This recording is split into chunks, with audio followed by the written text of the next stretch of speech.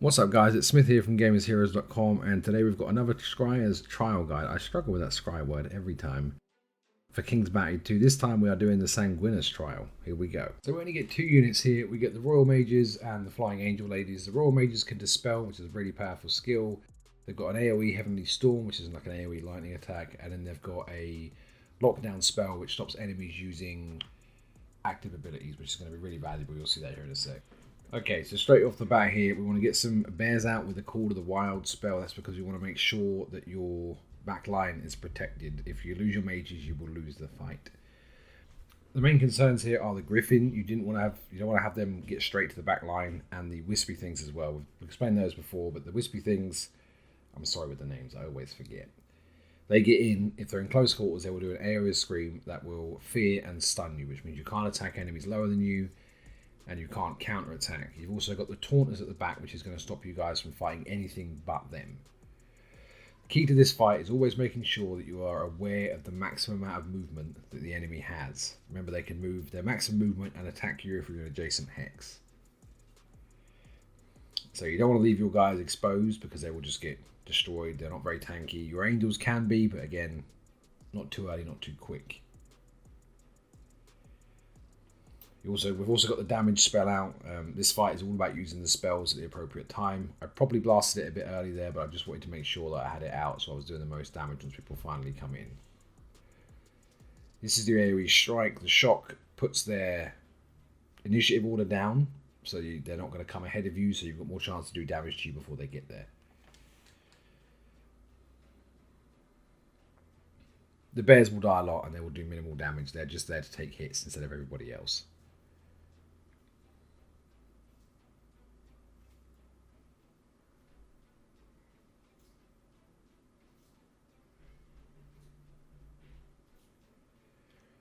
So feel free to do this alongside me, copy the movements I'm doing. It doesn't always work because the way that AR works, they will do different things even if you've done the same action. So these aren't something you can just copy and paste and just go from there, but hopefully it will help you guys out a little bit.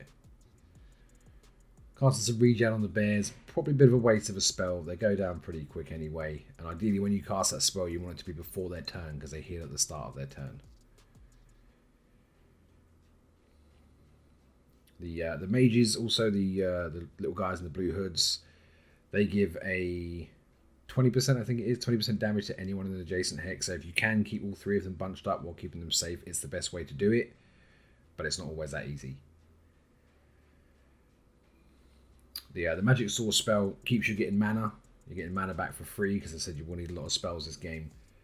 The angels, they heal each turn, which is nice, and they also don't take counterattacks, so they can do some serious damage on bigger targets, take the units out, lower the numbers before the stuff gets problematic. Once this initial wave starts to die down, the real pain comes in with those three soldier units there at the back. Those are the same we've fought in the last 2 or 3. They do a lot of damage. They don't get counterattacked when they attack you. They have taunt, they have a buff. They're really hard to deal with.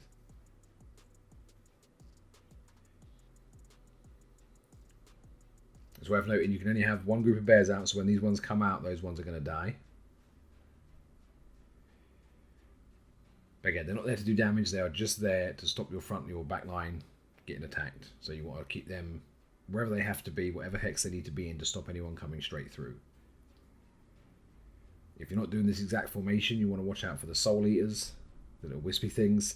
They can move through terrain, so they can move through that rock in the centre there and get to the back if there was no attacking opportunities on the way past, so you've got to be careful of that. There's the Magic Shackles spell. That stops people using their active abilities. So ideally you'd want that on the 3 troop, the 3 soldiers over there to the left. That stops them using any of their active stuff, their taunt, that kind of stuff. But here it also stops these big guys using their stun attack, so it means the bears and whatnot can still fight back. This is where it starts to get dicey. The angels, they're strong, but those other guys, the celestial warriors, sorry, are very strong, but the other guys will rip through them very, very quickly. Again, if you have any enemy, so you see the bears have got a weaken attack there, using that on anything will make it do less damage. So if you can use it to support whatever's hitting your celestial warriors, it will definitely help there. Otherwise, it will help the bears stay alive longer, whatever they're tanking themselves. It's really key that you do not let a single one of your angels die. If one of the Celestial Warriors falls, they will fall down very quickly unless you've only got one unit in each enemy army left. So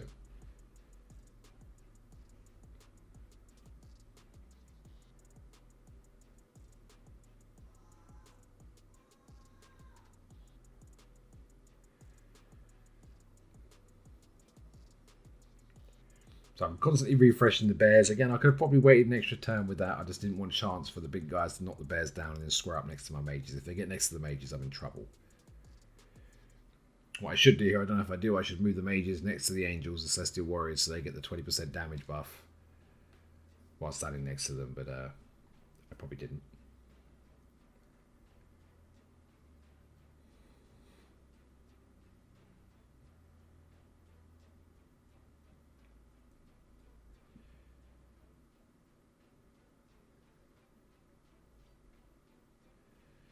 So again, here the mages opted to focus on those big guys. Take one of them down. That's 33% of that unit's damage down the drain now. So they're going to do a lot less damage to my angels. With their natural regen, they will heal. You have Dispel, which is the #1 ability on the wizards. That removes, I think it's level 1 Dispel, so it will remove a random negative effect. Higher levels remove every negative effect. But things like Desecration, Stun, Fear, it really helps to sort of maximize your damage and reduce your damage using spells like Dispel at the right time. If those archers were hitting my main guys, this fight would all be over. It would be undone already. But because they're focusing on the bears, which are basically a replenishable resource, every time they take damage, I lose nothing. They've taken out a unit just for a bit of mana. Now they can get back into the fight and help the Celestial Warriors.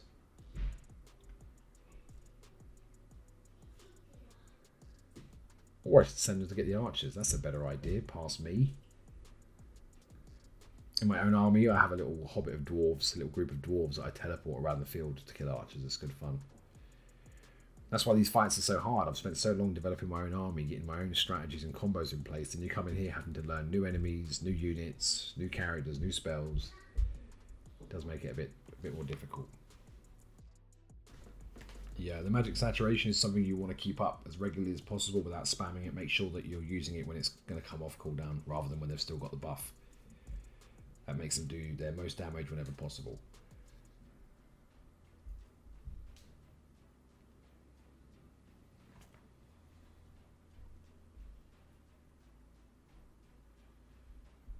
The bears will eat those archers up for breakfast, no problem, and they'll probably be alive to come back and help me afterwards as well. And again, once they get low, instead of leaving the enemy freed up, you can just summon some more right next to them, so it's not a... They're very important on how you use the bears in this fight. Forgot to mute my phone.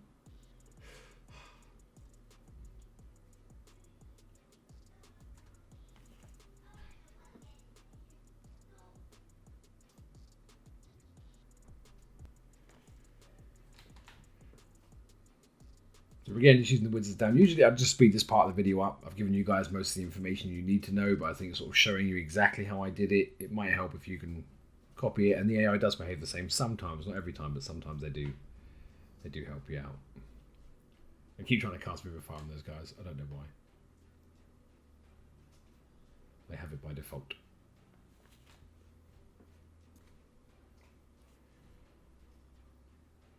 This is one of, I think, 10, 12. There's a lot of Scryer's trials. Each of them are the same. You come in with a pre-made army against pre-made opposition, and if you win, you get one of the pieces from the Duke's legendary set. It's actually a pretty shit set compared to some of the other ones, but it's still legendary gear, so it's nice.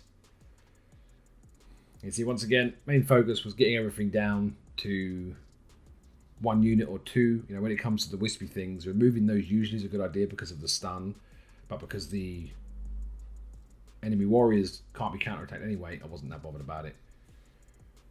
But again, just removing 1 or 2 of each unit will reduce their damage by half, so you really want to push for that as quickly as possible.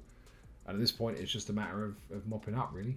You know, I can bring in some more bears, get the job done if I had some mana, but that's the only risk of this fight is when you lose the mana, so you need to make sure that you manage the mana resource carefully and don't blow your load too early.